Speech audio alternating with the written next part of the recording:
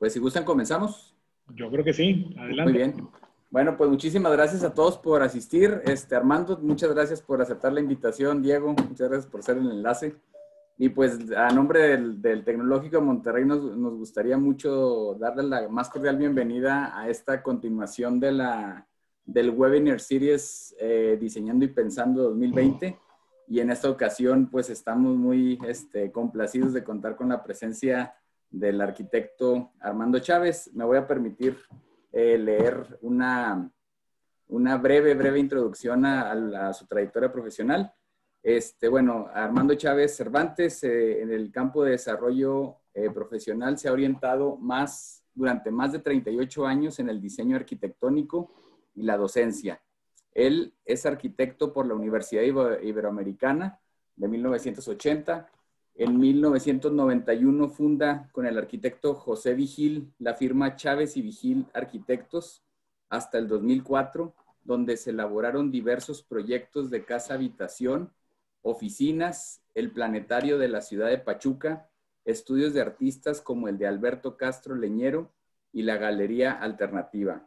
Colaboraron como arquitectos asociados con Legorreta y Legorreta en casas habitación, la Biblioteca de la Universidad de Nuevo León, la Universidad Americana del Cairo, con el arquitecto Diego Villaseñor en el Hotel Four Seasons de Punta Mita en Nayarit, la Romana en República Dominicana y el edificio para el Partido Acción Nacional, con unidad diseño en edificios en condominio en Punta Ixtapa y el Hotel Mandarín Oriental en la Riviera Maya.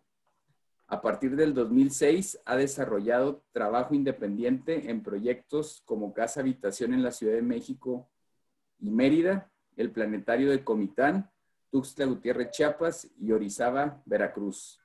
El Centro Cultural ¿qué es el FC, el Fondo de Cultura Económica? Me imagino, Armando. En Apatzingán, Michoacán, Aga Khan University Campus Arusha en Tanzania y el ACU Hospital en Kampala, Uganda con Legorreta. Actualmente desarrolla la remodelación de la casa matriz del Nacional Monte de Piedad en el Centro Histórico de la Ciudad de México. Fue maestro del taller de proyectos de la Universidad Iberoamericana 23 años y miembro del Consejo Académico por 6 años, participando con el TEC de Monterrey, Campus Monterrey, en la cátedra Legorreta Tagliabue de Urbanismo Ciudadano y Talleres de Integradores. Fue presidente de la Fundación de Arquitectura Tapatía Luis Barragán, AC, copropietaria de la Casa Estudio Luis Barragán, del 2008 al 2014. En el 2012 es seleccionado como nominador oficial del Aga Khan Award of Architecture en el ciclo 2013. En 1990 se le otorga la distinción en la primera Bienal de Arquitectura Mexicana. En el 2003 se le otorgó el primer lugar en la quinta Bienal de Escultura Sebastián y ha realizado diversos diseños de muebles y arte objeto.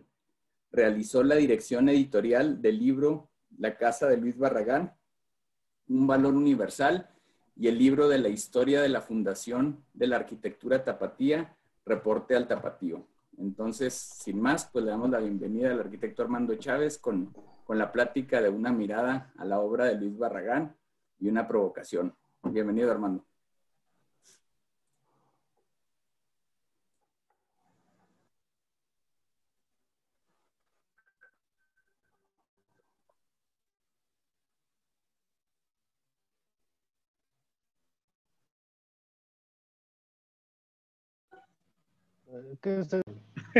Bueno, oye, no, pues para complementar, pues Armando ha sido gran amigo y muy cercano a la Escuela de Arquitectura, Arte y Diseño, tanto en Monterrey como en Chihuahua, como en Ciudad de México, en varios campus, en diversas actividades, como bien estaba explicando Pablo.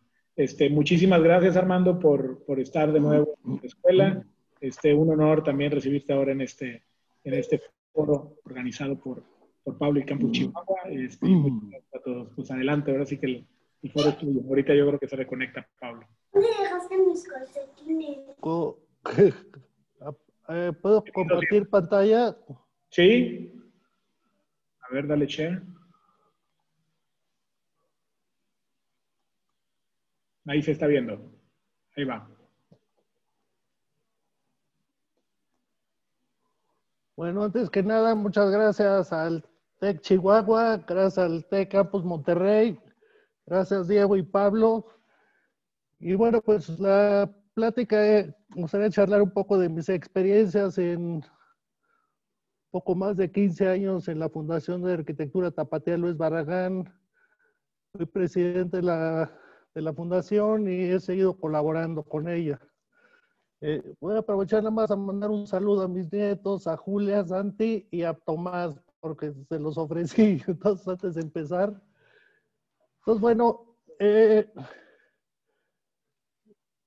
gusta siempre empezar con esta de Chucho Reyes. No, debo empezar la función que va a ser a lo largo de toda la plática con Barragán, siempre va a estar muy presente.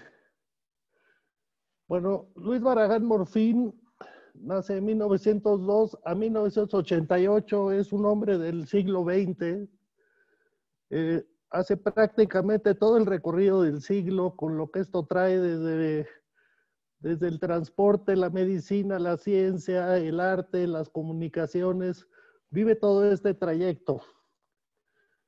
Básicamente esta plática se concentra en dos inquietudes que yo tengo respecto a Barragán.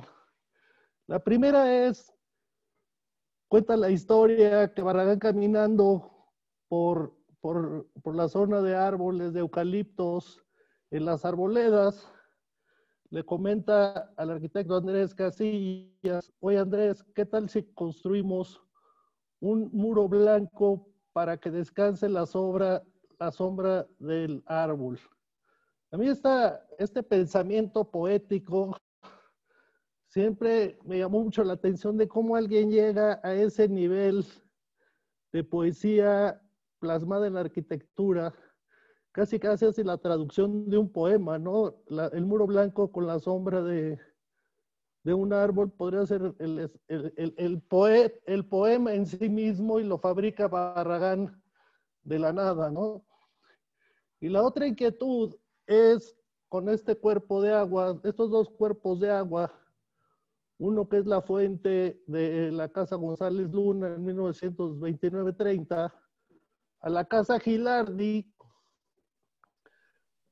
Hay un nivel de pasar de algo casi figurativo a la abstracción. ¿Qué pasó ahí? Ese es a mí lo que siempre me inquietó. ¿Cómo se puede llegar de esta cosa mediterránea, colonial casi, a esta cosa que se pierde en total abstracción, ¿no? Entonces, esos son los dos como consideraciones o fundamentos sobre los cuales quiero saber qué pasó en estos 47, casi 50 años. ¿Qué pasó para llegar a este nivel de abstracción y a este nivel de poesía? Pues en Guadalajara, Barragán, como les decía, nace en Guadalajara en 1902. ¿Qué está pasando en Guadalajara? ¿De dónde? Barragán vive prácticamente dos entornos. Uno que es la ciudad de Guadalajara, una sociedad de no más de 100,000 habitantes en esa época, iniciando el siglo XX con toda una cultura más bien porfiriana, francesa, conservadora, muy católica. Y por otro lado, con la hacienda de sus padres, ¿no? Una hacienda que se llamaba Corrales, en la zona sur de Jalisco, en Mazamitla, cerca de Mazamitla, ubicada en la Sierra del Tigre. Entonces, en este mundo de caballos, de agua, de naturaleza, y en este mundo urbano conservador, pues se va gestando los primeros días de Luis Barragán. Por ese entonces nace el Centro Unión, el equipo Unión, que sería después, pues, hoy uno de los mejores equipos del fútbol mexicano, las Chivas, que están aquí abajo. Aunque ya sé que a muchos no les va a gustar, pero pues ni modo, la historia es la historia. Bueno, entre estos dos mundos se mueve Barragán, entre lo rural y lo urbano. Estuvo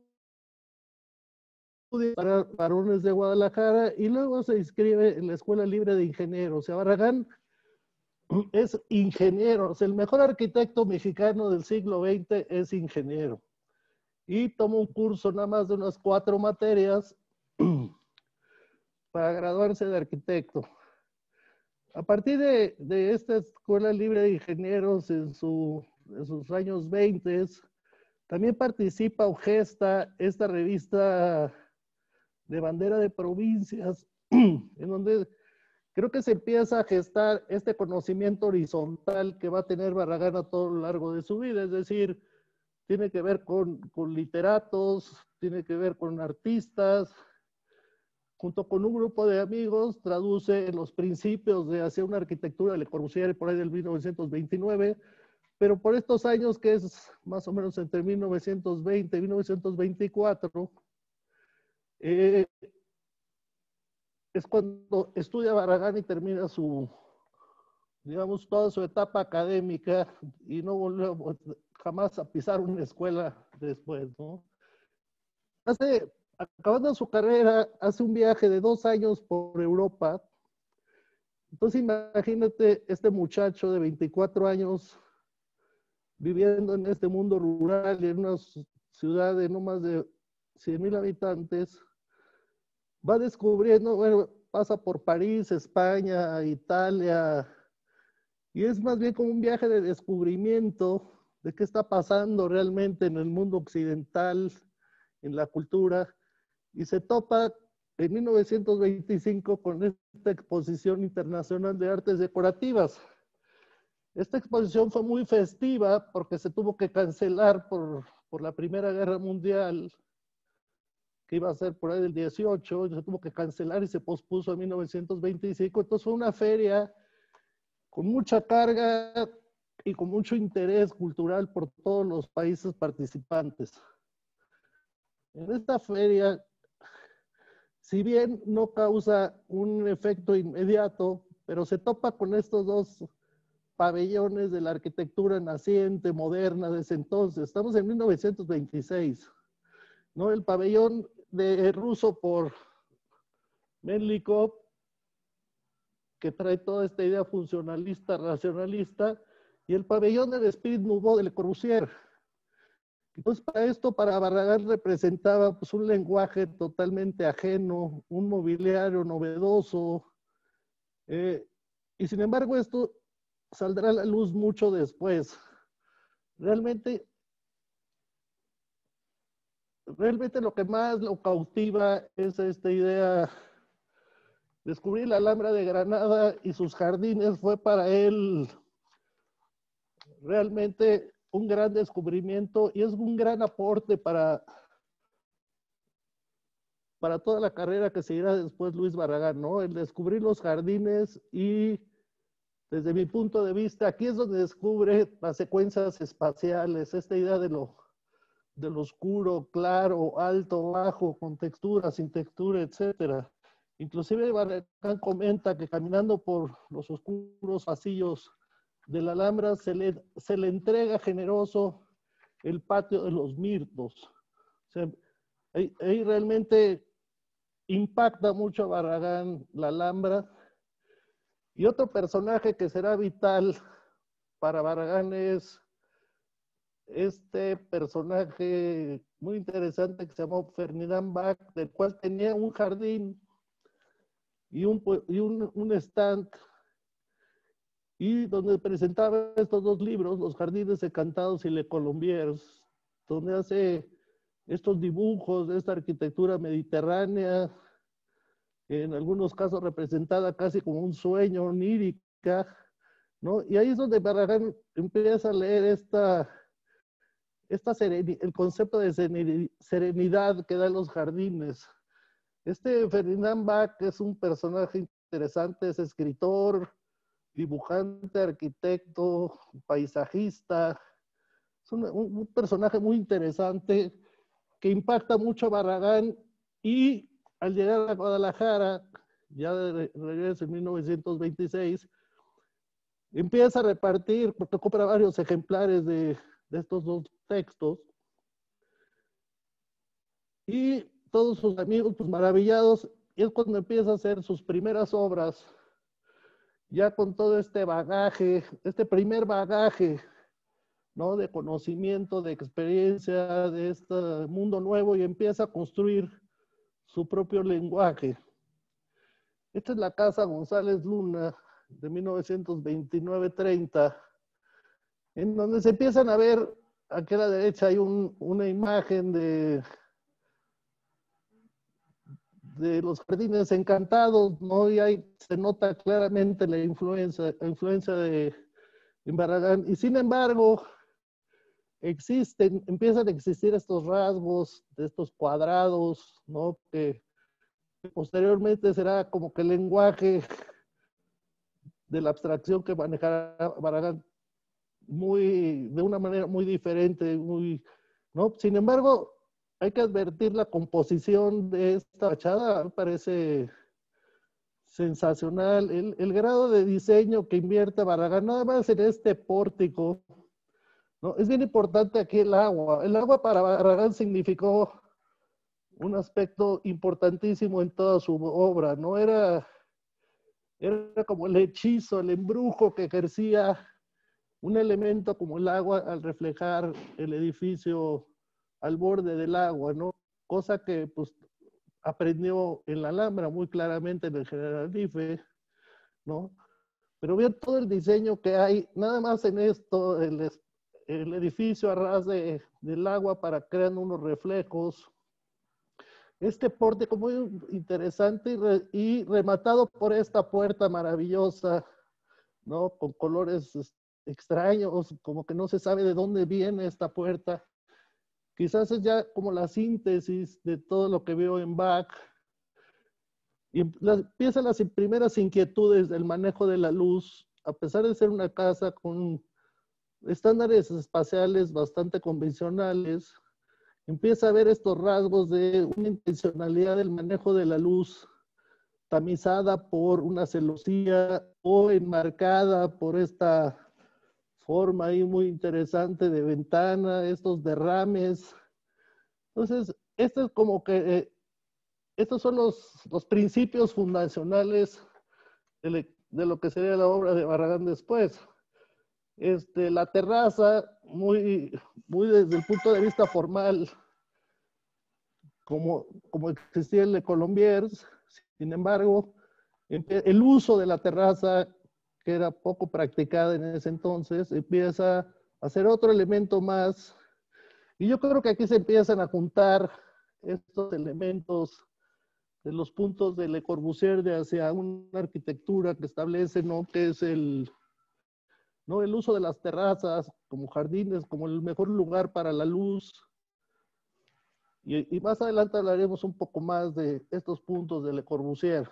Pero aquí está muy claro, aquí está la fuente que ya vimos, es un kiosco que implanta hace como una bisagra de la casa hacia el jardín, ¿no? De una manera increíblemente manejada, ¿no? Con todos estos elementos muy artesanales de los cuales Barragán es muy consciente ya, el uso de la cerámica en el pasamanos, el color en el cemento, la teja, en fin, creo que hay el uso del oscuro como un elemento muy importante de su arquitectura, pero con este toque muy regional, muy artesanal, ¿no? Esta banca me parece, para mí, de los elementos sensacionales, de una sensibilidad, y es así como que la banca del pueblo, ¿no? Empieza también Barragán a empezar a hacer ciertas traducciones, porque también viajaba por la República, conocía perfectamente la Sierra del Tigre, Mazamitla.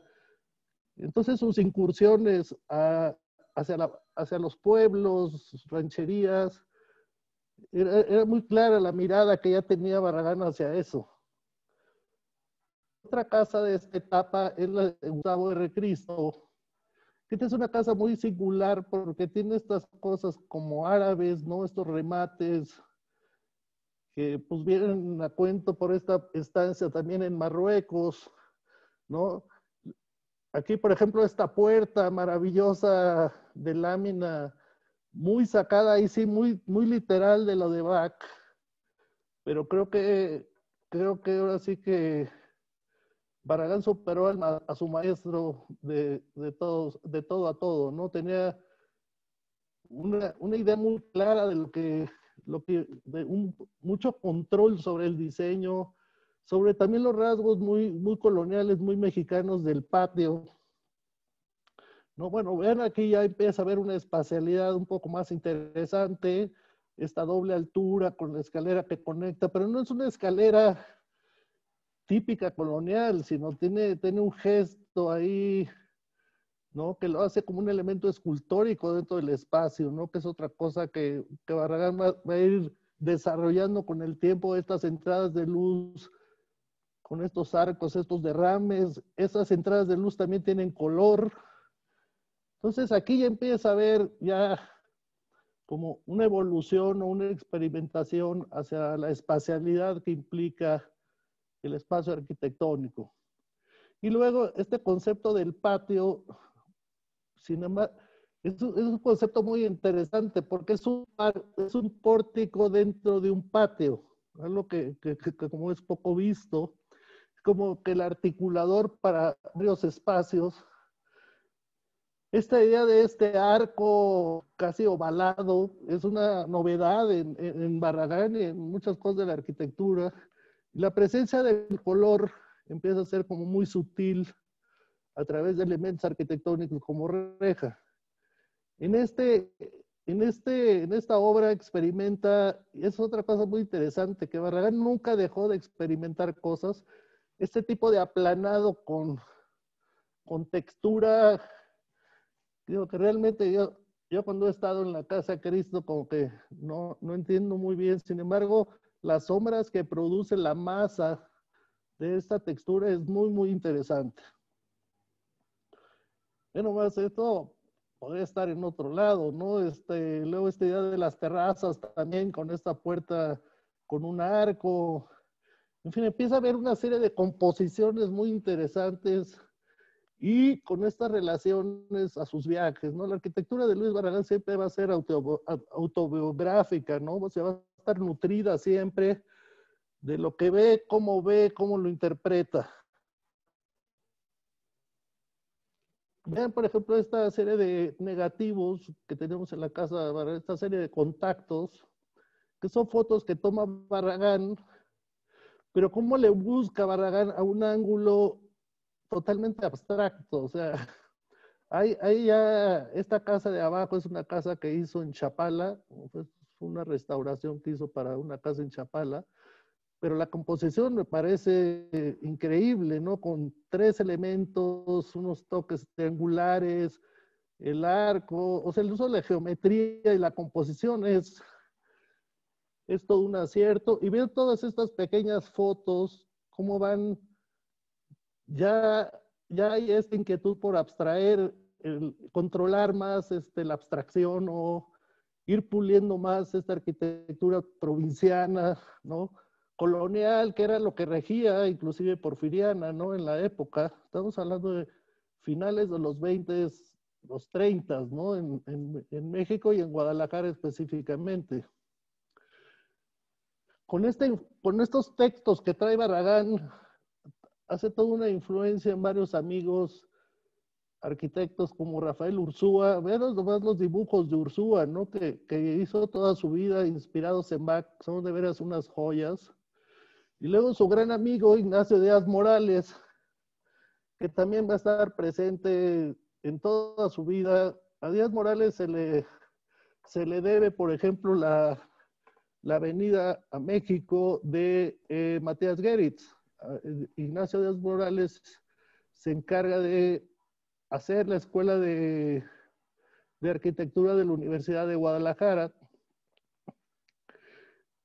y es un íntimo amigo de Barragán, muy ligado a la academia, muy cercano a Villagrán, a la teoría de la arquitectura, un académico hecho y derecho, con una producción arquitectónica también muy interesante.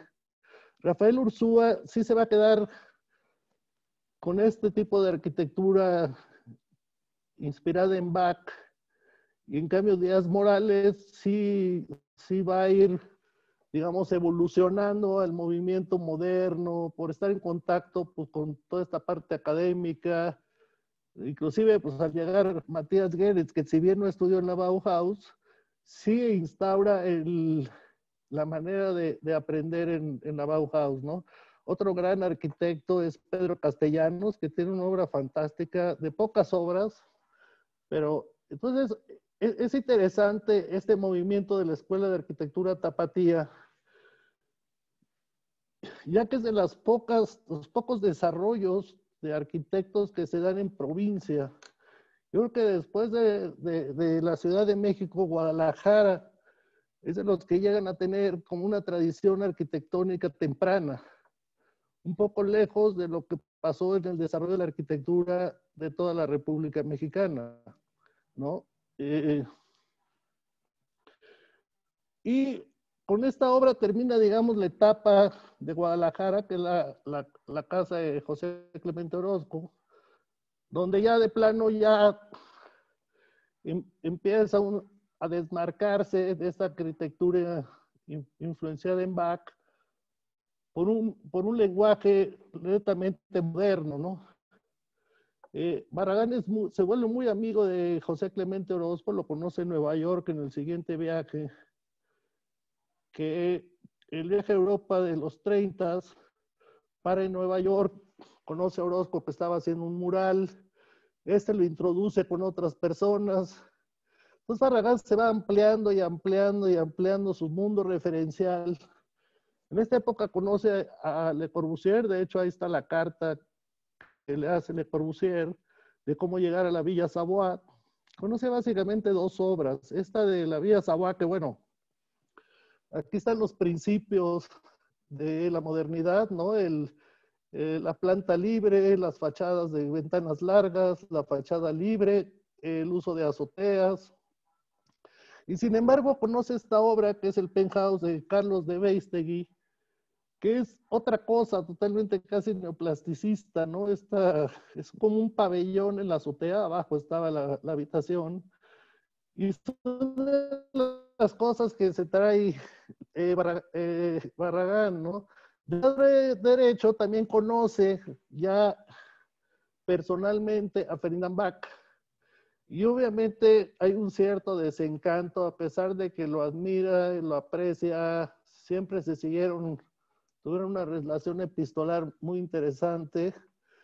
Hay un cierto desencanto por ver cómo la obra de Bach no es una obra de su tiempo, y así lo comenta Barragán, ¿no? Es, obviamente, después de ver la Villa Savoy, lo que ve en todo este movimiento moderno, pues sí hay un desencanto de ver la obra en vivo y ver que se está haciendo esta arquitectura pues, muy clásica, mediterránea, y no está adaptada a su tiempo. Sin embargo, queda la amistad, la profunda amistad que hizo Bach, y también fue de una gran inspiración para Barragán. Ya Barragán, en la Ciudad de México, en 1935-36, con las finanzas ya muy bajas, su padre acababa de morir en 1931, y como dice un amigo mío, se murió de agrarismo. El señor, con todas las pérdidas que tuvo, con las pérdidas de tierra, de la hacienda, etcétera, pues Barragán sale de Guadalajara, por un lado, pues en busca de hacer negocios nuevos, pero yo creo también es su manera de experimentar la modernidad, ¿no? De cómo estar inmerso en esta modernidad de la Villa Savoy, es estar al día en lo que se está produciendo. Ahora, aquí estoy enseñando algunos ejemplos, pero les digo que en este periodo de 5 o 6 años, Barragán construyó alrededor de 14 casas y 9 edificios. O sea, estaba asociado con el arquitecto José Crechel y parte de esta etapa con Max Scheto, este arquitecto alemán que llegó a México más o menos en los años 30. Pero pues vean, es así, fachadas horizontales de bandas largas, el uso del cristal, ciertas ideas de la planta libre, el uso de las terrazas, pero pues ahí estaba totalmente integrado al movimiento moderno. Esto es lo que se estaba haciendo en la Ciudad de México en esos años. Entonces era perfectamente ad hoc, ¿no? Estaba la arquitectura de Manlio-Pani, del Gringo del Moral, de Augusto Álvarez, en fin, como los cabezas de grupo, digamos, de todos los arquitectos que luego intervinieron en CU, que es una lista larga de excelentes arquitectos. Creo que en México se dieron una de las mejores modernidades de Latinoamérica, ¿no? Creo que había un excelente material humano y de gran talento arquitectónico para entender muy bien el movimiento internacional. Perdón por estas fotos, pero no se cree que son malas fotos. Así está la casa ahorita. Esta es la primera casa que se hace Barragán en Tacubaya en 1940-43, ¿no? Él descubre Tacubaya como un punto interesante a vivir ahí. En esta zona vivió de 1940 hasta su muerte en 1988. Pero vean de lo que venía haciendo Barragán. Esta es la fachada de la casa hacia la calle de Francisco Ramírez. Enseguida está la casa que construyó en el 47, que es la que finalmente habitó desde el 47 hasta su muerte, ¿no? Pero aquí claramente se ve una búsqueda de un lenguaje. Aquí se pueden leer los antecedentes de lo que sería el coronamiento volumétrico de la terraza, pero lo más importante de esta casa son sus jardines. Esta terraza para mí es de las mejores terrazas que existen en la ciudad. Es una terraza como de unos 10 metros de aberturas de un jardín, y el jardín se va enfrente de esta terraza y se empieza a crear una secuencia de espacios. Barragán decía que los jardines son como las casas, ¿no? Que deben de tener esa secuencia de espacios, de intercomunicaciones, de texturas, ¿no? De este piso con piedra bola, al pasto, luego a la tierra pisonada. Y aquí empiezan así toda esta idea del recuerdo, de ir integrando esta vida rural que vivió Barragán, hasta llegar a estas cosas así como se lleva la abstracción en su arquitectura, pues también la lleva a sus jardines, ¿no? Barragán es un ferviente admirador de Quirico, ¿no?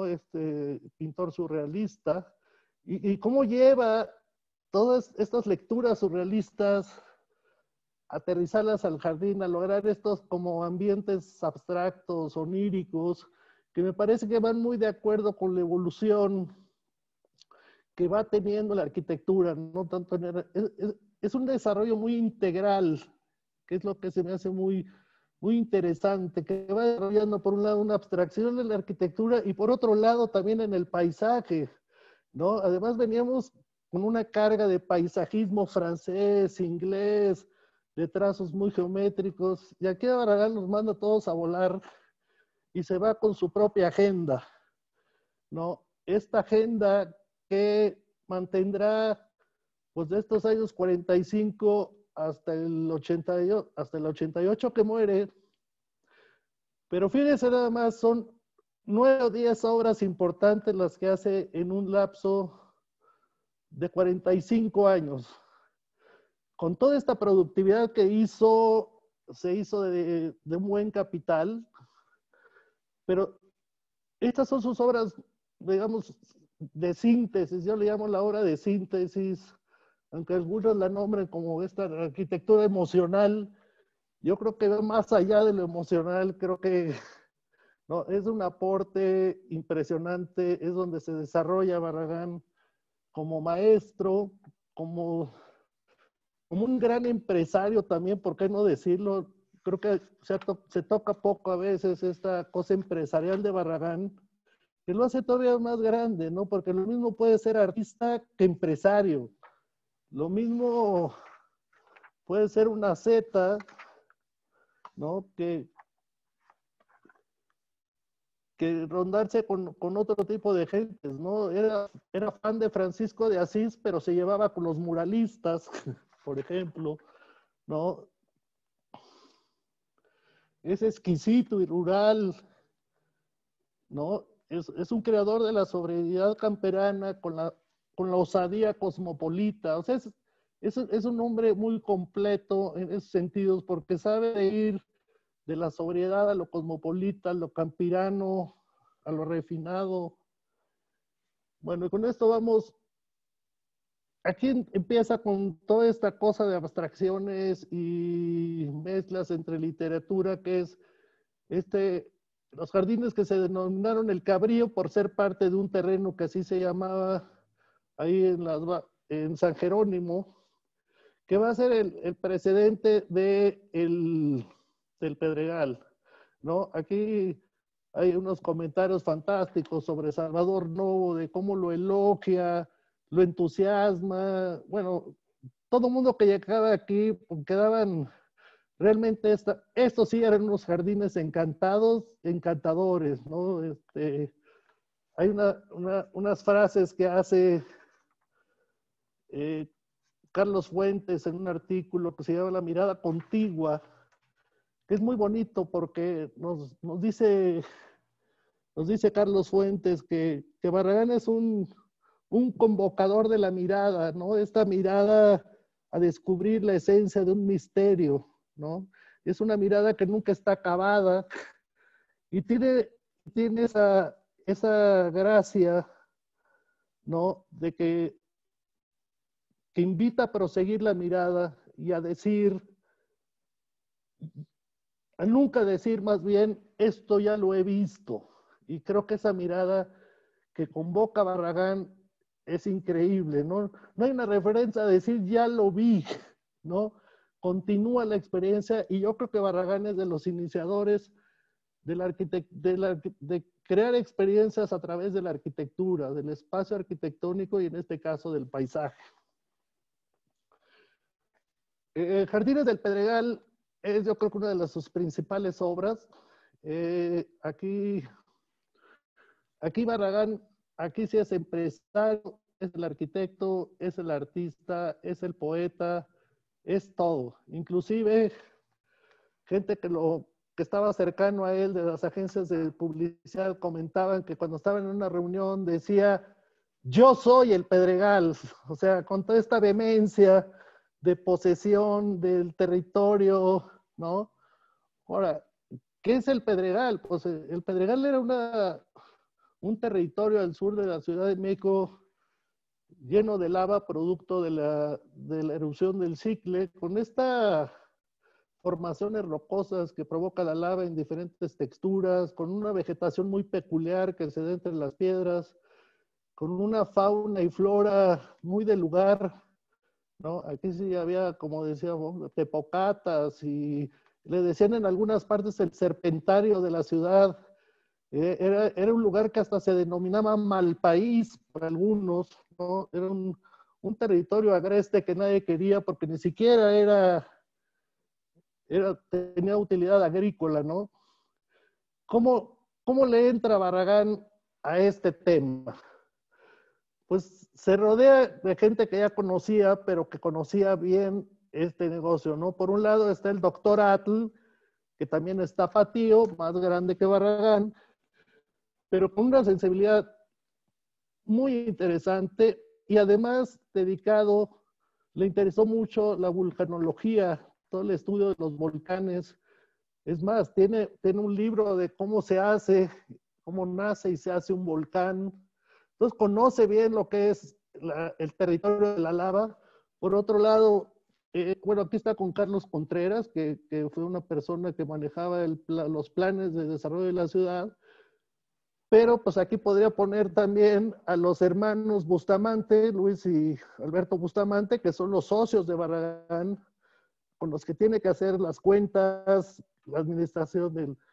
Por otro lado está Diego Rivera, que fue también el gran promotor del Pedregal, en otro sentido, con el Anahuacalli, pero él él en esta búsqueda del nacionalismo que caracterizó a Diego Rivera, ¿no? Ese era el territorio que hablaba de la mexicanidad, de la identidad. Son de los primeros que narran la identidad basada en sus paisajes, que se hace muy bonito, muy poético y que se ha perdido muchísimo, ¿no? La identidad a partir de lo que tenemos y que Barragán y hace todo un libro de cómo construir en el Pedregal. Y por eso otro lado, otros grandes amigos es Rosa y Miguel Covarrubias, que también ya venían de vivir en Bali, en Java, también otro lugar lleno de volcanes. Y lo que es muy interesante que a mí se hace que Barragán supo forjar y que pocos arquitectos de su tiempo lo hicieron, fue lograr este concepto de horizontalidad del conocimiento. El vulcanólogo, el financiero, el artista político, los cuates sensibles a captar la vegetación, etc. Esta horizontalidad del conocimiento, pues le dio a Barragán una gran visión, le dio una visión muy amplia de lo que podría ser un gran negocio, pero también un gran acto poético, arquitectónico y paisajístico.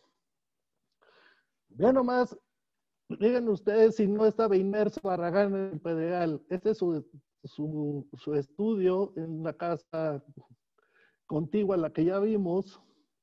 Más adelante vamos a ver, para que vean las dimensiones que tiene esto, lo vamos a hacer en otras fotos que vean en su casa.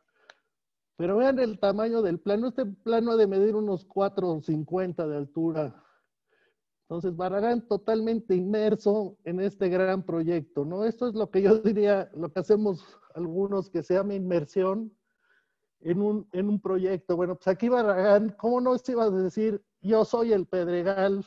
Si todo el día estaba rodeado del Pedregal, si bien iba a la obra, regresaba y a su despacho rodeado del Pedregal. Y aquí, pues vean nomás las intervenciones que hace Barragán en sus jardines, ¿no? Esta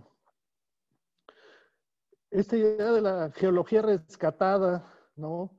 De volver habitable este lugar agreste, ¿no? Es como volver habitable lo agreste, pero de una manera respetuosa, sensible, donde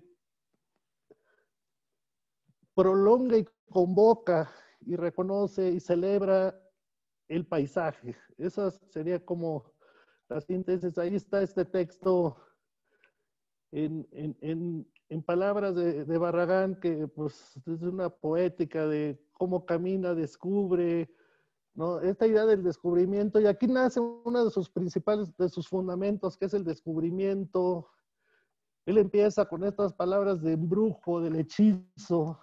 Ya por estas épocas hay relación con otros artistas, ¿no? Vean nomás, digo, aquí las imágenes pues evocan cualquier cantidad de cosas, ¿no?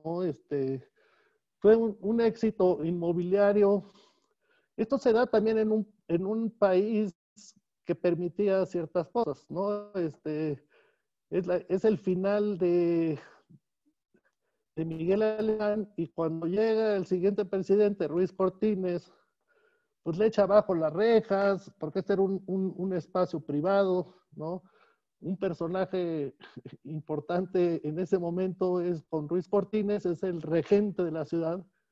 Con Miguel Alemán era Casas Alemán, otro politicazo así hecho y derecho, y cuando llega Uruchurtu, pues le echa abajo las rejas con un sentido un poco más social. Pero pues no importa. Vean esta frase, ¿verdad? Una fuente nos trae paz, alegría y apacible sensualidad, y alcanza la perfección de su razón de ser cuando por el hechizo de su embrujo nos transporta, por así decirlo, fuera de este mundo. O sea, el agua es un elemento más de su arquitectura. No es un efecto, es parte, digamos, de la materialidad con la que construye Barragán. Y bueno, pues crea todas estas experiencias, ¿no? Del agua, el agua no nomás como espejo, sino esta agua como como este eco que hace en los diferentes formatos de chorro, de gárgola. Y ahí viene toda esta experiencia que tiene Barragán acerca del agua, ¿no? Que viene desde su rancho, ¿no? Con los aljibes, las fuentes de los conventos, los acueductos, ¿no? Las acequias, o sea, hay todo un manejo del agua en diferentes formatos que lo llevan, obviamente, a que el elemento agua lo manipule, pues de una manera muy poética, ¿no? Invita para este proyecto a Matías Geritz y hace esta obra maravillosa que se llamó El Animal. Era una cosa entre serpiente, iguana, una cosa plásticamente increíble, ¿no? Y también tenía estas cosas de intervenciones más duras, digamos, más racionalistas, como esta que no se realizó, que se llamaba la Plaza del Cigarro, que todavía se puede leer el cigarro, o sea que son el tinaco que todavía está ahí en la calle de Cráter, con un centro comercial muy feo. Pero bueno, pues ahí estaba esta idea también de la modernidad. Y aquí iba una provocación para mis amigos de Chihuahua, ¿no? Eso fue lo que Barragán hizo en un pedregal. Aquí, pues el reto es, pues ahí está un territorio agreste, difícil, pues ¿qué se podría hacer ahí, no? Yo creo que aquí, creo que los ejemplos de Barragán de la horizontalidad de conocimiento es como se pueden abordar estas cosas. Pues a mis amigos de Chihuahua, pues ahí se los dejo de tarea, que un buen proyecto puede ser un gran negocio como fue para Barragán. No necesariamente tiene que ser feo y rentable, sino puede ser bello y rentable y que aporte mucho más a apreciar nuestro territorio, como decía Barragán, a convocarlo, ¿no? A reconocerlo y a celebrarlo. Entonces, luego aquí hay un personaje que es clave para Barragán, que es Chucho Reyes Ferreira. Muere, o sea, es bastante más grande, 22 años más grande que Barragán, pero es un personaje fascinante y que fascinó a Barragán porque fue realmente su asesor estético. Barragán también Chucho Reyes es de Guadalajara, ¿no? Él fue prácticamente autodidacta, su padre era un abogado que se dedicó más bien a la docencia, pero Chucho Reyes tenía una sensibilidad fuera de serie, ¿no? Que se lo mandaban a trabajar a empacar chocolates y se encantaba con las manchas de la grasa del chocolate en los papeles.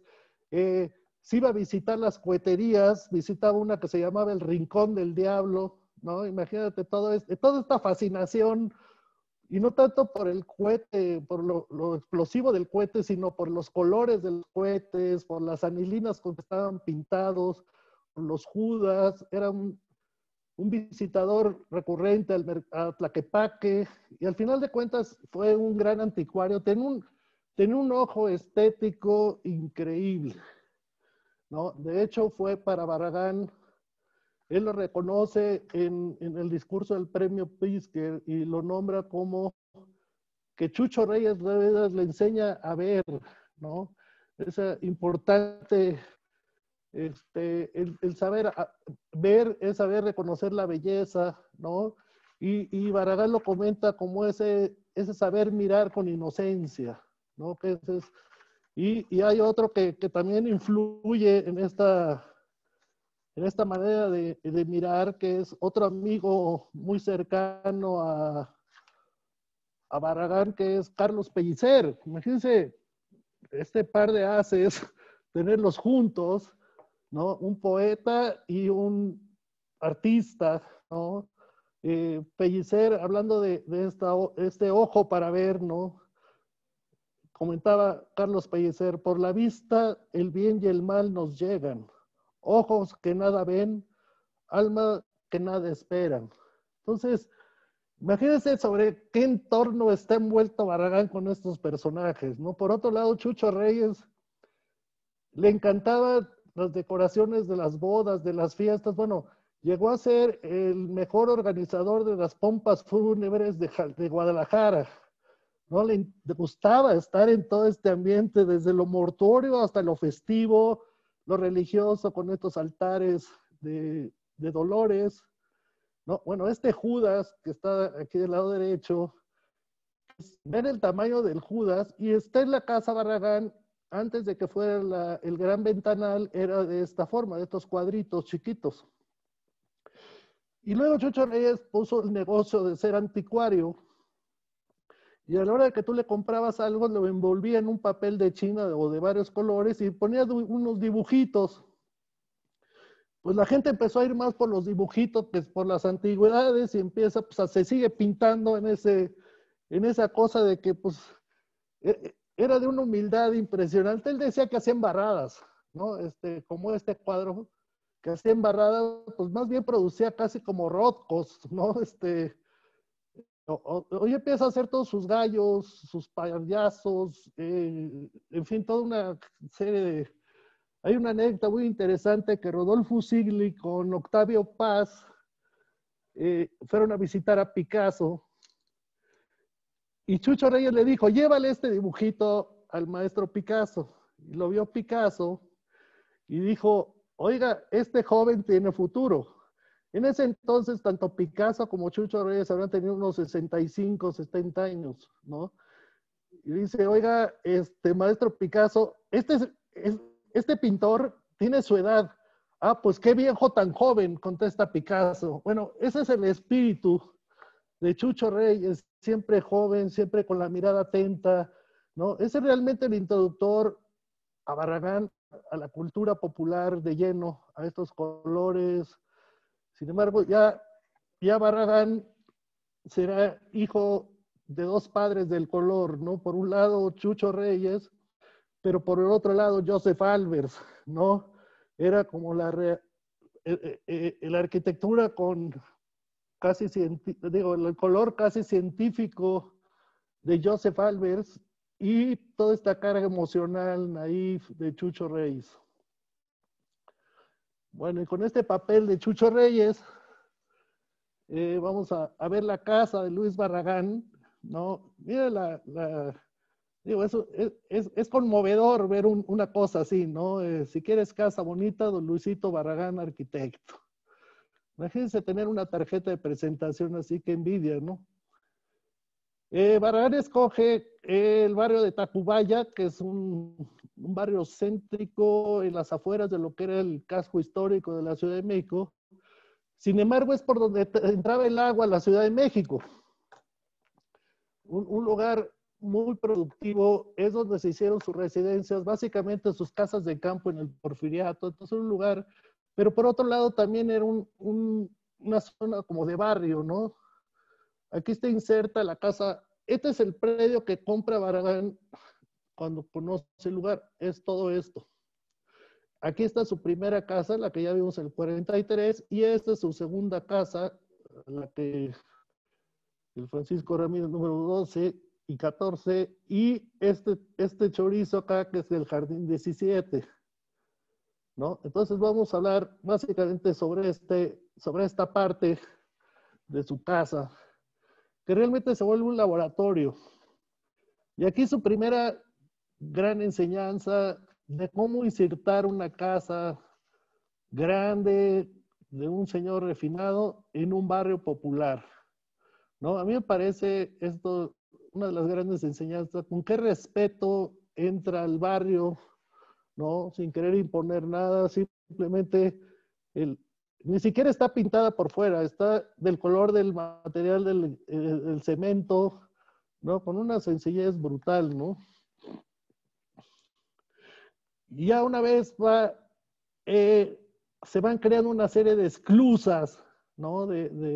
El espacio del recibidor que hace una pausa entre el afuera y adentro, pero no está todavía muy adentro, ¿no? Es como la pausa de ya estoy en otro lugar, y luego pasas a un vestíbulo con un baño de luz que además reflejado por el cuadro de Matías Guerin, le da un embrujo a este espacio increíble, ¿no?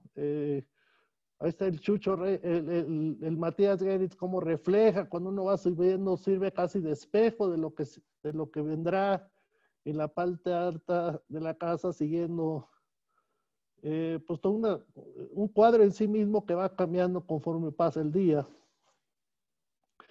Este es el comedor, que es el único cuadro, a pesar de que Chucho Reyes regaló más de 150 obras, la única que tiene colgada es este arcángel al óleo sobre madera, ¿no? Y Barragán siempre está haciendo estos efectos de esferas.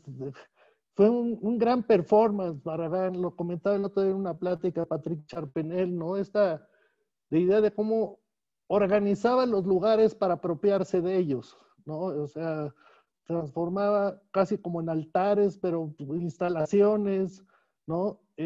Aquí el color, todo este muro pintado de rosa, es casi el color como materialidad, no es un muro pintado, es un muro que a través del color le da atmósfera al lugar. Y luego pues se llega a la sala donde está este gran espacio, ¿no? Que el mismo Barragán va subdividiendo conforme pasa el tiempo. O sea, esta casa es su laboratorio, es su campo de pruebas, donde quita, pone, acomoda, divide, fracciona, sube, baja, le pone alfombra, porque el piso de madera hace mucho ruido en algunos lados. Aquí gente que llegó como, bueno, ahorita les platico de eso. Luego está la biblioteca, ¿no? Donde, como dice Alfonso Alfaro, danzan en esta biblioteca fantasmas inquietantes, ¿no? Que van desde los franceses, poetas franceses, el arte africano, el arte renacentista. La biblioteca de verdad es de una vastedad increíble en cuanto a temática, ¿no? Pero fíjense cómo va dividiendo con esclusas, a pesar de que es el mismo gran espacio, lo va dividiendo con esclusas, hasta llegar a estas genialidades de cómo acomodar un cuadro al filo del muro.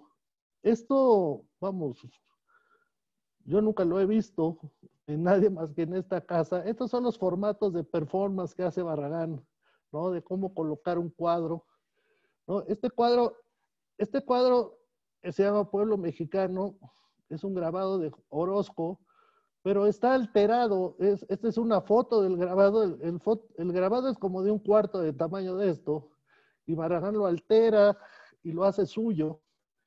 Y bueno, creo que esto habla mucho de esta idea de Barragán, ¿no? De la tradición con la modernidad y con lo ser contemporáneo, pero siempre tener esta liga con esta idea de la tradición, de traer, de continuar, ¿no? Pero con el lenguaje de tu tiempo, ¿no? Louis Kahn, el famoso arquitecto americano, comentaba que pues, esta casa puede ser la casa de cualquier hombre, con materiales artesanales y de carácter universal, ¿no? Y aquí cabe, ¿no? Vean, otro compartimento y otra vez otra disposición de elementos decorativos que quieren decir cosas, ¿no? Luego su estudio, que era donde pues, más bien recibía o trabajaba mucho Barragán, con esta escalera fantástica, ¿no? Que refiere un poco a la del departamento que vio con Le Corbusier, pero pues llevada a otro nivel, ¿no? A una especie, es como una escultura dentro del espacio, no es una escalera, es una escultura que comunica, ¿no? Este concepto de la espacialidad aquí ya está muy afirmada en Barragán, que a pesar de con cosas sencillas, logra efectos maravillosos. Toda la casa se estructura en esta idea de secuencias espaciales. Y otra cosa que Barragán es un maestro es en el manejo de la luz natural, cómo la controla, cómo la convoca, ¿no? Otra vez, cómo la celebra, ¿no? Hay una anécdota bien muy interesante de que este era el sillón donde se sentaba Barragán y puso este cuadro de Matías Geritz atrás para cuando le pegara la luz y se hiciera una aura Barragán así como San Francisco. Entonces imagínense esta idea del performance, de jugar, pero también de celebrarse, ¿no? Imagínense al maestro Barragán aquí sentado con la cabeza que le daba justo aquí, pegándole el sol, creando un aura alrededor de Barragán, pues bueno, esa es una gran experiencia. Luego su cuarto, una cosa muy sencilla. Tiene una cama individual, pero realmente nunca fue así. Esta cama fue porque en sus últimos años tuvo Parkinson y el enfermero era más fácil manipularlo con una cama corta, pero no era así, era con una cama normal. Pero curiosamente aquí está la Anunciación, un cuadro restaurado que tiene una rajada aquí, pero por este lado está la imán, ¿no? La modelo esta guapísima, ¿no? Esta presencia de las mujeres, ¿no? Como diosas, ¿no? Es muy interesante. Y pues hasta dónde llegaban los efectos de la luz, ¿no? De Barragán, del manejo de la luz, pero para crear atmósferas, ¿no?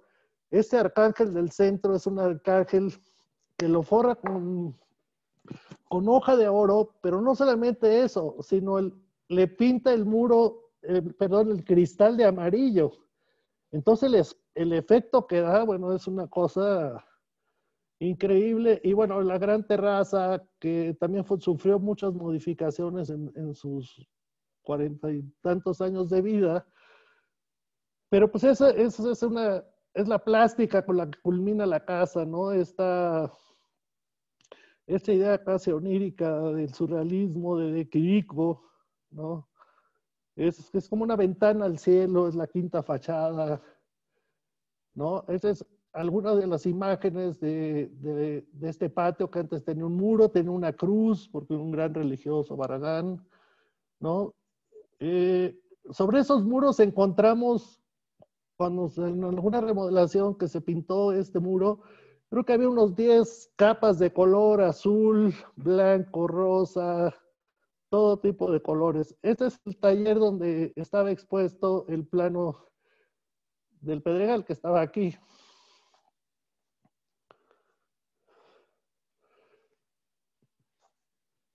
¿No? Y Barragán era esta gran foto de René Burri controlando los oscuros para la luz. Son esos oscuros que dan este maravilloso patio de las ollas, que es otra instalación más dentro de la casa, y la presencia de agua siempre, ¿no? El jardín, ya su casa, esta fue como la última etapa del jardín, porque también tuvo diferentes formatos de pasto, etcétera. Este es lo último. Y luego termino siempre con el Cadillac de Barragán. Es un Cadillac 1957, pues que ya dio el viejazo.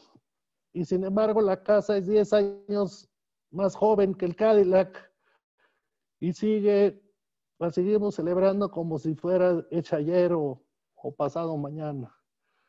Bueno, las Capuchinas Sacramentarias fue otro gran proyecto de Barragán. Para mí es uno del clímax de la obra de Barragán por el manejo de la luz.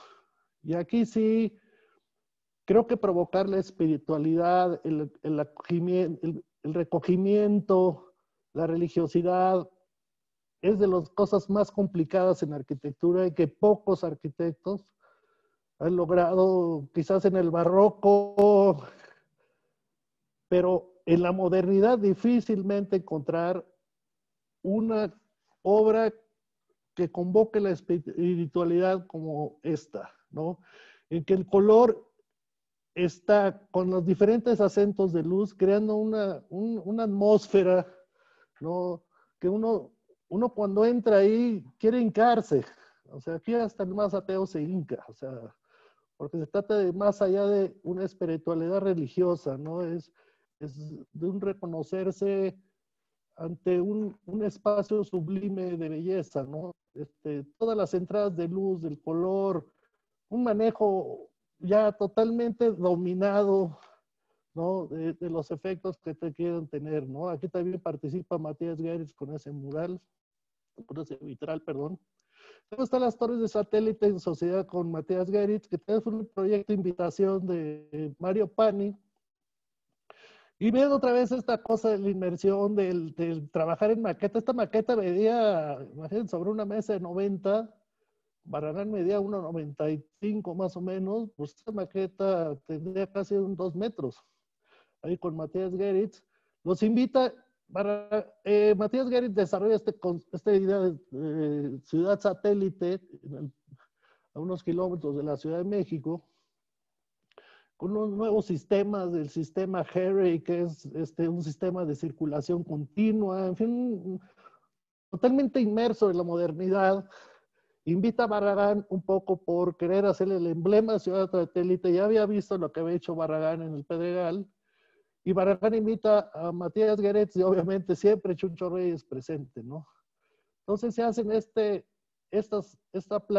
serie de torres con planta triangular, que la más chica va de 37 hasta 57 metros. O sea, son unas cosas imponentes que cuando uno camina por ahí, ahora, están diseñadas para la escala del coche, para hacer este símbolo, están hechas de concreto aparente, pero pues son de las primeras cosas de concreto casi brutalista, que luego se irán pintando de diferentes colores, ¿no? El color inicial con el que estaba planteado y asesorados por Chucho Reyes era en tono como de rojos. Sin embargo, por cuestiones de costo, figúrense, por cuestiones de costo de la iluminación, que iba a matar muchos colores, se iban a estar mucho más entonces se fueron por los colores primarios y bueno, pues eso es una de las cosas que, primero, de monumentalidad que Barragán no había tenido hasta ese entonces, ¿no? Pero por otro lado, la abstracción, ¿no? Esto rompe, estamos en 1957, rompe con toda esta escultura conmemorativa, figurativa que se venía haciendo en México y prácticamente en todo el mundo, ¿no? Yo creo que es de las aportaciones, según un crítico de arte, Paul Heyer, dice que es de las grandes aportaciones, después del muralismo, esa es una de las grandes aportaciones a la escultura pública abstracta. Digo, es increíble cómo de un lado tienes una lectura de un volumen y por atrás tienes una lectura de placas. Entonces este doble juego que va teniendo pues es maravilloso. Y luego las arboledas, que es el fraccionamiento ecuestre, que es con la foto que inicié.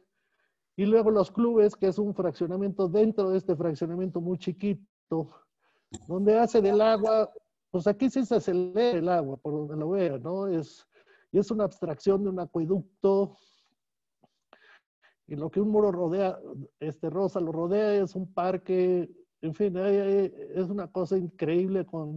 Cuando está el chorro o sin el chorro, es igualmente atractivo y que era una experiencia increíble el poderlo recorrer. Tenía ahí esta se llamaba la Fuente de los Amantes, estos son los amantes que hizo Matías Geritz, que son 2 piezas como de madera que creo que hasta apenas ahora se acaban de recuperar o acaban de hacer pero era tener en una esquina un punto escultórico. Barragán era un gran caballista, ¿no? Era de alguna manera esta cosa también rural, ¿no? Del acercamiento al caballo, al contacto con el campo, ¿no?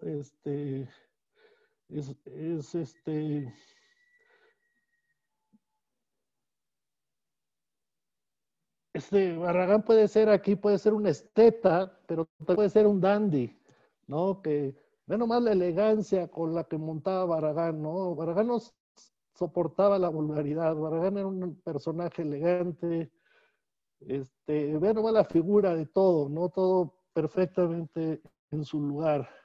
Y conoce esta casa que es la Cuadra San Cristóbal de la familia Egestrom, donde el caballo es el protagonista y toda la escala de todo el conjunto está hecha para el caballo, salvo la casa, ¿no? Y esta fuente para bañar caballos, pues es otra vez una cosa que lo podía afirmar de Quirico de cualquier punto de vista, ¿no?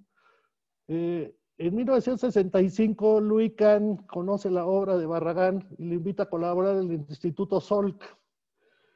Y cuando llega como arquitecto paisajista, y estaba la obra prácticamente negra y listos para que Barragán interviniera, y Barragán le sugiere que no se haga nada y que nada más se haga un hilo de agua que rematara en el infinito, ¿no? Louis Kahn lo entendió luego se le hizo una genialidad y dijo, ¿y ahora cómo le explico al señor Sol que el arquitecto paisajista dice que no hay que hacer paisaje? Pero ver ya hasta dónde llegaba el dominio de los efectos, de la espacialidad y de la innovación. Otro proyecto que a mí se me hace genial, que no se hizo, fue esta torre para el fraccionamiento del Palomar en 1972. Pero aquí ya no son las torres de satélite, aquí hay otro nivel más allá de búsqueda, de efectos, de cosas. Comentaba Barragán que el efecto que perseguía cuando estuvieran todas las palomas aquí y aquí se metieran y aquí estuvieran descansando. El chiste es el efecto que lograra con el excremento de la paloma, que la textura que lograra todo esto con el efecto de la paloma es lo que quería buscar, pero ve nomás este manejo de dos placas, se me hace genial, ¿no? Es poco conocido y finalmente no se realizó.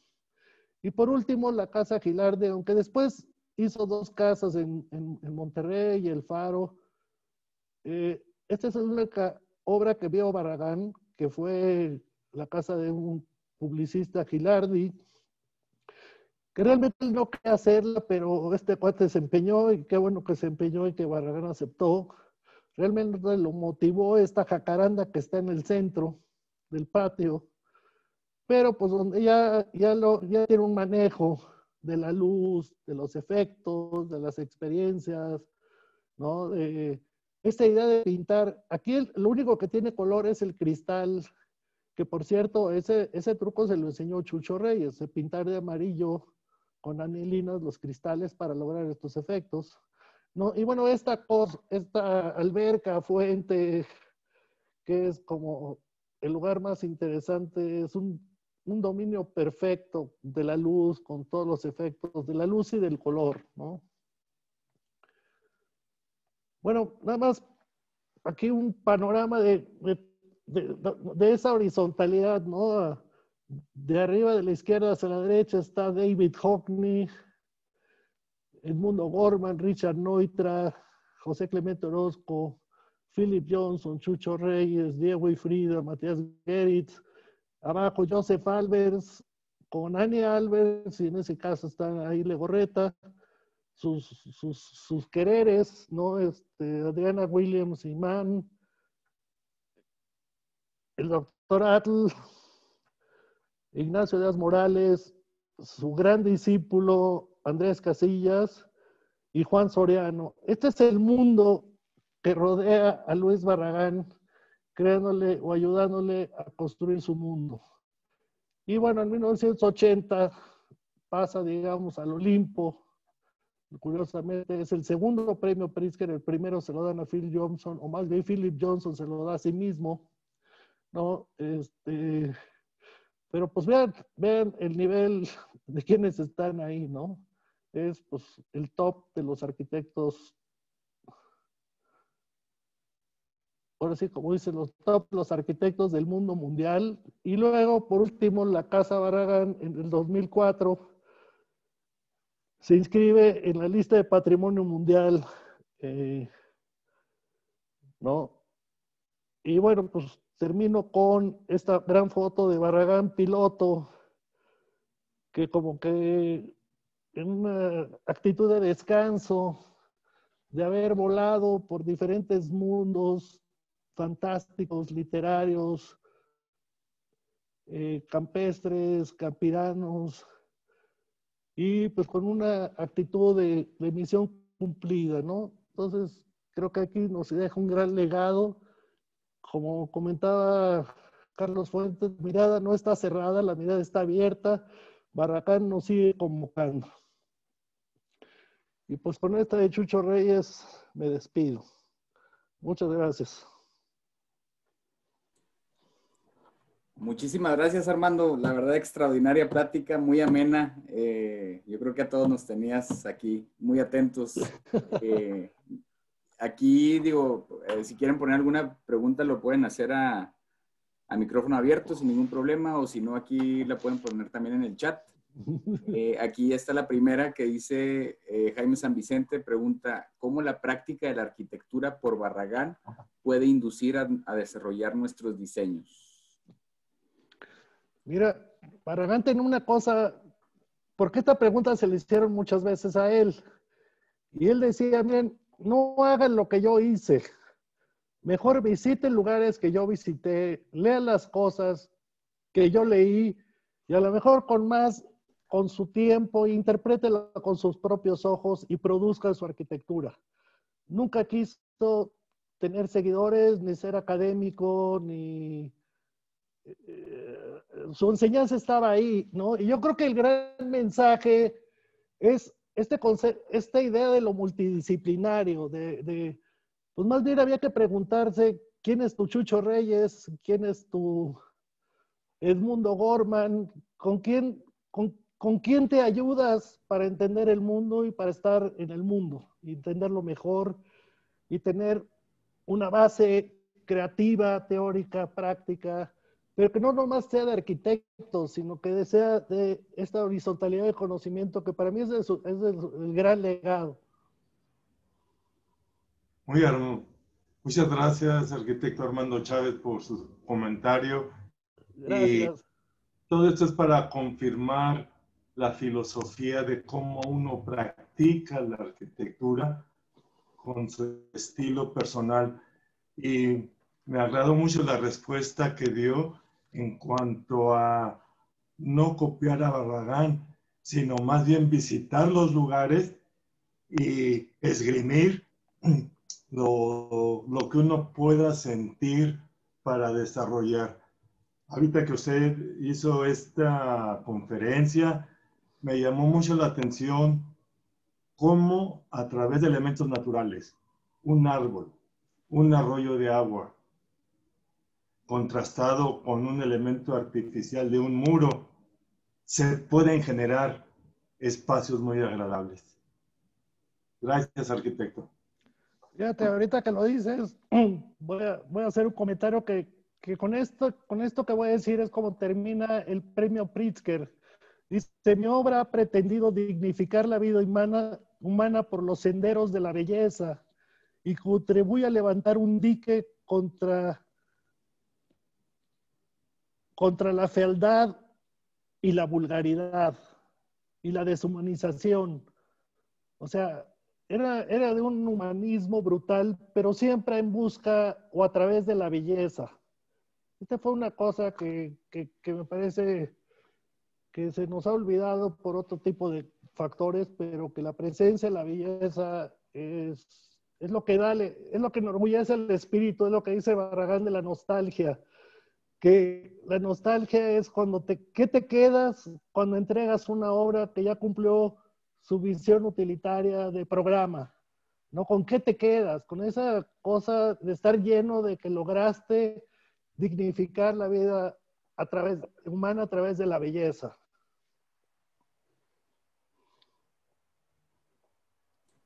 Muy bien, muchas gracias, Armando. Aquí hay comentarios. Aníbal Figueroa, muchísimas gracias, Armando. Excelente plática. Adalis Cázares, una plática excepcional. Muchísimas gracias por compartir lo que ha aprendido de él. Gracias, Aníbal. Es todo un elogio viniendo de tu parte.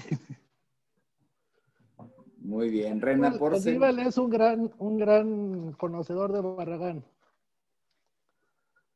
¿Qué pasó? No, súper. También Reina Porcel, muchas gracias por la excelente conferencia, arquitecto.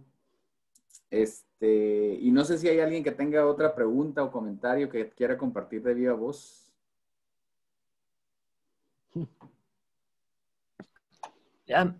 ¿Puedo hablar por aquí? Me gustaría que el arquitecto Chávez hablara sobre un libro que acaba de coordinar, que es toda la historia de la Fundación de Arquitectura Tapatía Luis Barragán. Se llama Reporte al Tapatío. Me gustaría que pudiera platicar sobre esa publicación. No, Cata, esta publicación la hicimos terminamos hace 2 años. Era una agenda pendiente desde que surge la Fundación de Arquitectura Tapatía, nace en 1994, bueno, antes. con que Barragán le pide a su gran amigo Ignacio Das Morales que alguien fuera el custodio de su biblioteca. Entonces, que organizara un grupo de gente en ese entonces, estaban Juan Palomar y todo un grupo de arquitectos de Guadalajara. Muere Barragán y vienen a la Ciudad de México, se llevan el archivo, toda la biblioteca de Guadalajara, y hasta 1994 se adquiere la casa por una gestión que hace la fundación encabezada por Juan Palomar, y se logra comprar la casa a los herederos que había en ese entonces, y desde ese entonces a la fecha la fundación administra la casa a pesar de tener el 36% de propiedad. Entonces, desde ese tiempo a la fecha, hasta hace 2 años, había sido de una transmisión oral la vida de la fundación, con la verdad, con una gran actividad cultural de defensa de Barragán, de la obra de Barragán, de promoción, de gestión, etcétera. Entonces decidimos hacer una obra para difundir lo que custodiamos la fundación, ¿no? Que es muy interesante todos los Chucho Reyes, o sea, su obra gráfica, su biblioteca, sus cosas personales, su casa. Y pues está a la venta, si lo quieren comprar, lo pueden comprar en línea en la tienda de la casa. A ver, Cata, ¿cuál es la www, qué Casa Barragán o cómo es el...? casaluisbarragán.org. Y el libro se llama Reporte al Tapatío. Es la Fundación de Arquitectura Luis Barragán, Reporte al Tapatío.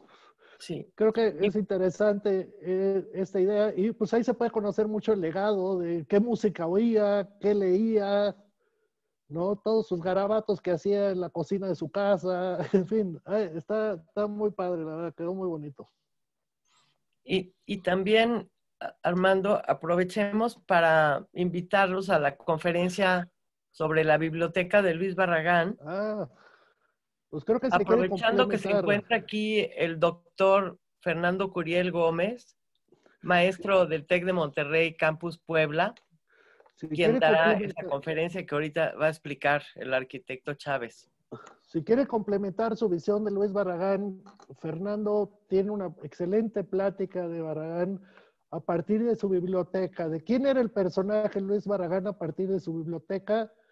Va a ser este sábado, este sábado hay una es de su música, y el otro sábado les voy a mandar los correos, o sea, a Diego, Pablo, para que lo difundan ahí con la comunidad del TEC.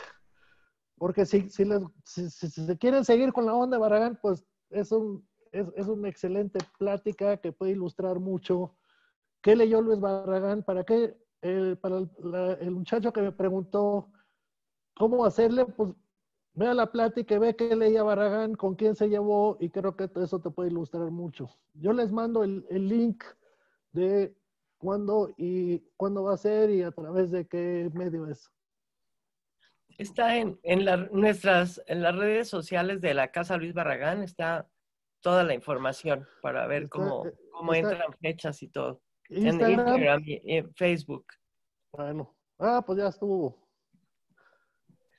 Hola, buenas tardes a todos. Yo soy Fernando Curiel, pero bueno, no quería intervenir. Muy bien, Fernando, qué gusto. Sí, igualmente, muchas gracias por la plática, Armando. Y bueno, pues aprovechando, pues a mí me gustaría así, preguntarte y también que explicaras un poquito esta visión performance que Barragán tenía.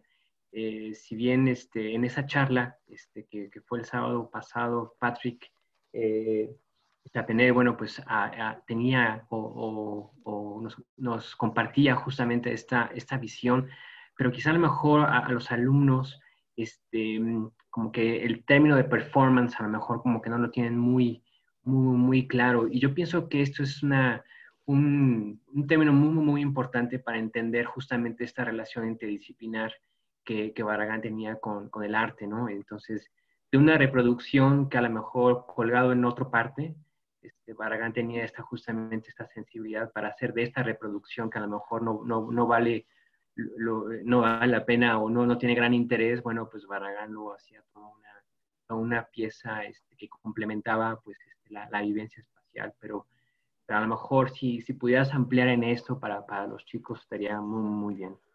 Se hablaba gracias, Fernando, se hablaba de coleccionismo de Barragán, que pues es muy diverso y básicamente le llegaban las piezas, desde Chucho Reyes, Weston, una cantidad de artistas, pero el chiste es cómo disponía Barragán de esos. Barragán lo hacía de una manera más de intervenir las piezas, ya sean originales o no. Por ejemplo, él era muy cercano de Joseph Albers y sin embargo nunca tuvo un original.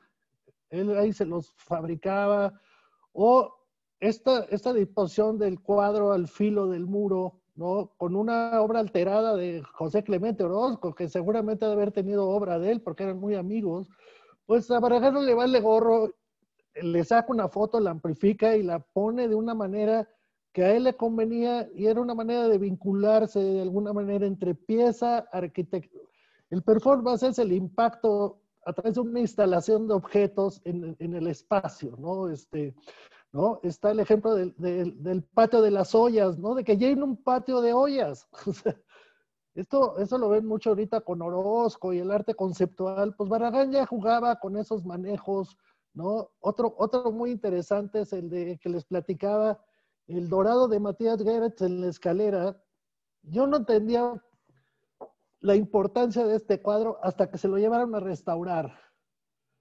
Y se quedó ese espacio sin esa luz especial.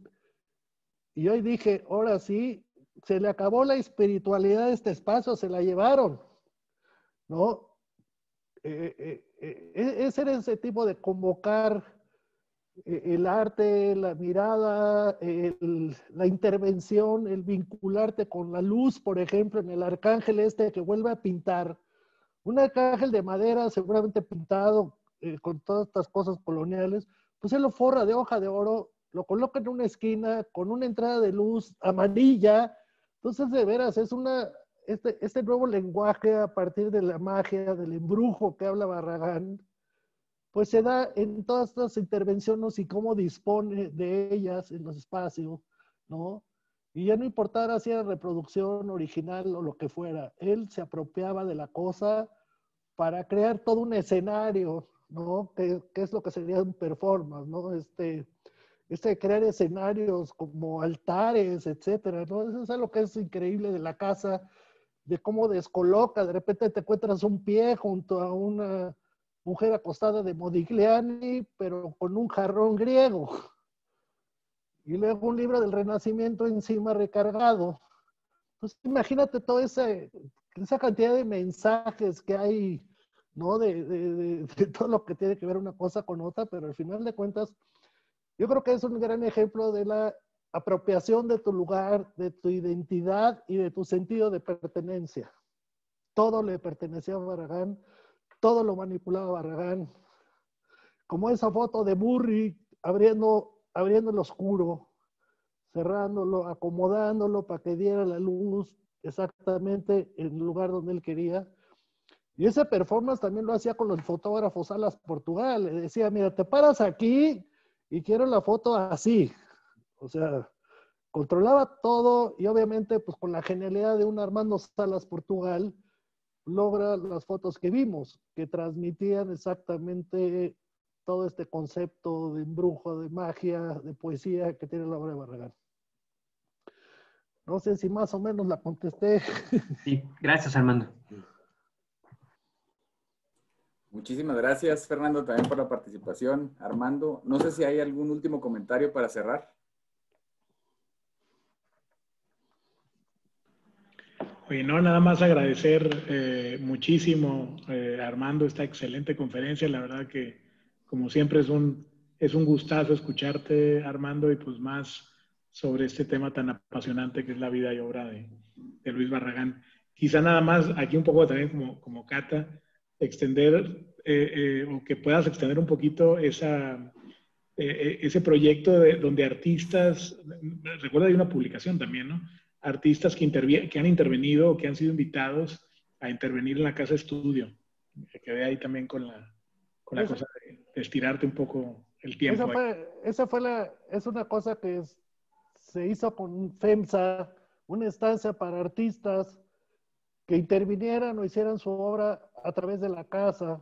Y salieron unas cosas fantásticas porque todos fueron convocando esta filosofía de Barragán, ¿no? Hubo una intervención que se trató de los secretos, otra maravillosa de Dan Bo, este vietnamita danés raro, pero que es a través de las velas, ¿no? Que casi evoca, casi sientes la presencia de Chucho Reyes ahí, interviniendo. Y bueno, pues creo que es esa convocatoria de Barragán inacabada que nos sigue convocando a producir cosas, que nos sigue dando mensajes, y que es un Barragán que está abierto, ¿no? Y creo que en ese sentido la casa, la Fundación Cata, hemos hecho de estos proyectos de intervenciones, pues, que la casa siga viva también, ¿no? Que el proyecto del laboratorio de Barragán, pues se cierra con la muerte de Barragán, su espacio de laboratorio personal, pero estamos abriendo el espacio de que siga produciendo la casa como laboratorio, que eso es lo que nos ha mantenido viva, cambiante, entusiasta, y que crea una motivación muy especial, ¿no? Y creo que ha sido un enriquecimiento del acervo, de la visión de Barragán, muy interesante, ¿no? Porque, te digo, hay gente que manipula los secretos a través de cajones y de espacios, o de la música, ha habido otras de la música, una exposición muy interesante. Si se puede comprar un libro que se llama El aire es azul, fue de las primeras intervenciones. Bueno, imagínense la calle de Francisco Ramírez con unos 100 caballos afuera. Esa fue el performance que hubo, ¿no? Convocar 100 caballos, ahí toda la calle llena de caca, caballos de diferentes tonos, colores, sabores. Otro, intervino el coche como un acto mecánico dentro de la casa. Otro muy interesante arregló todos los tocadiscos, que hay como 5, y se ponía música al mismo tiempo en todos los tocadiscos. Entonces creo que pues, hay todo un mundo por seguir descubriendo con Barragán, y creo que eso es lo que nos convoca, ¿no? A que no es un caso cerrado, que está abierto y cada quien lo interpreta o se queda con lo que puede. Yo mi último consejo final es: búsquense su Chucho Reyes, búsquense a sus artistas, a sus escritores, convoquen un conocimiento horizontal, que creo que para mí ese es uno de los grandes legados de Barragán, porque ahí está a la vista lo que se logró con esta convocatoria de la interdisciplinaridad.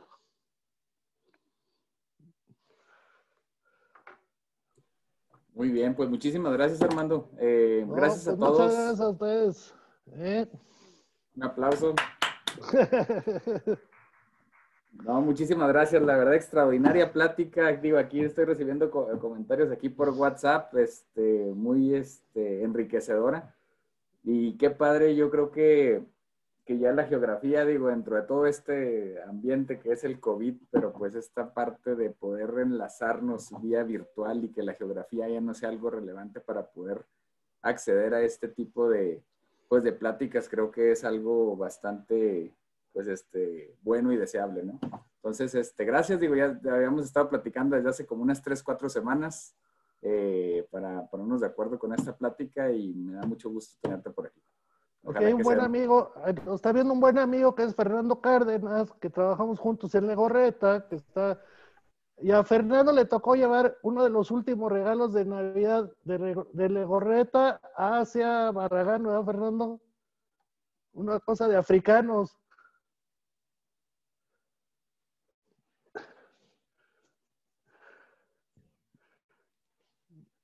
Me acuerdo mucho de la anécdota que platicaba Fernando, porque Legorreta le manda un regalo y se lo lleva a Fernando. Y cuando llega, lo ve Barragán y dice, oye, para estos negros parece que que los aplanaron los conenjares tapatíos, ¿no? Todos llenos de lodo. Una cosa fantástica. Sí, Pero pues, sí. Buenas experiencias, Armando. qué gusto verte, Fer. Igualmente, mano. Luego te busco. Seguro.